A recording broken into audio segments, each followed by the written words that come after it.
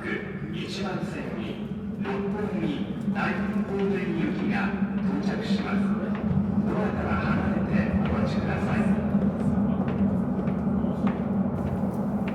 Hi there, this is Mr. Smith. I'm recording this podcast on the underground here in Shinjuku.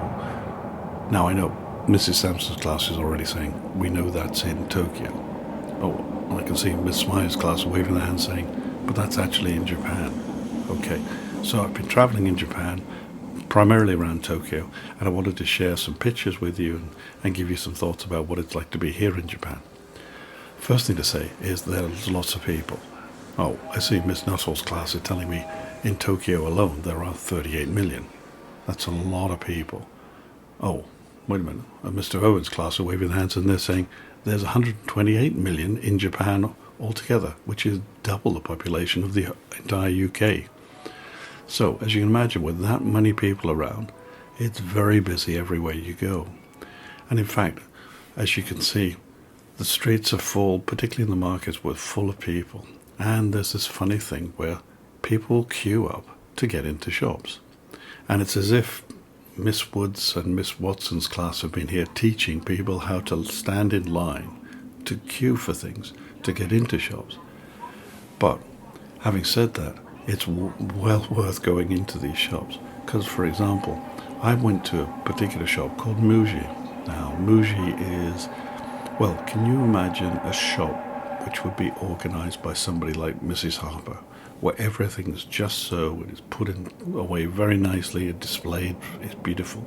And I knew that they had a particular thing which was a bookcase that I wanted to see. So I went along, and there's this bookcase. It's fantastic, as you can see. And then I wanted to go on to see a museum, because I wanted to see some very interesting old objects. So as I set off to go there, I was having great difficulty because I didn't seem to be going in the right direction. So I stood in the middle of the street with my map, and I was standing there looking. I couldn't make sense of it until a nice lady came up to me. In fact, she reminded me of Mrs. Archibald because she just came over, looked at what I was doing, just took hold of my map and flipped it over, and suddenly it all made sense. That's the kind of people the Japanese are, very polite and very willing to help you. So I trotted off to this museum, which was in some fantastic gardens with lots of activity and people doing different things and beautiful flowers, even though it was January, and water gushing out of fountains and everything. I went into the museum to see what was there, and there were fantastic things, as I hope you're seeing now.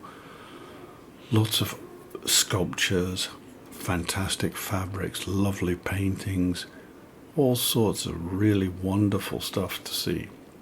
And in fact, because it was so full of things, it reminded me a little bit of Mrs. Forsyth's little office. What are the other things that I like doing? Well, I managed to climb a tree. Well, it was called the Tokyo Sky Tree, and I didn't climb it. I actually went in an elevator, which took me up 350 meters in 15 seconds and showed me some fantastic views of Tokyo. Now, 350 meters, that's about the size of Ben Nevis. And I believe Mrs. Ogden has actually climbed Ben Nevis, but I bet she didn't do it in 15 seconds. It was really exciting. And some of the other things that I noticed when I was traveling around Tokyo was, I love the food. There was lots to eat which were different, lots of sushi. They love singing, so Mrs. Ray would be fine here in any of the karaoke bars. And I did actually manage to meet some ninjas, as you can see.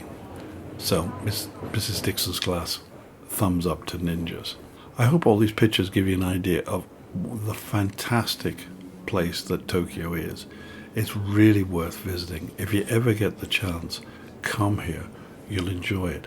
The people are fantastic, and honestly, they've even got bird song in the tube stations. Fantastic. Now, the next part of my travel will take me to New Zealand, where I'll be meeting up with my daughter Rosie, and we hope to put together some video blogs for you to give you an idea of what it was like to be in New Zealand, touring around in a camper van. So looking forward to doing that for you. But also, I understand that I should be looking forward to listening to something that the podcast club have put together, a podcast in my absence.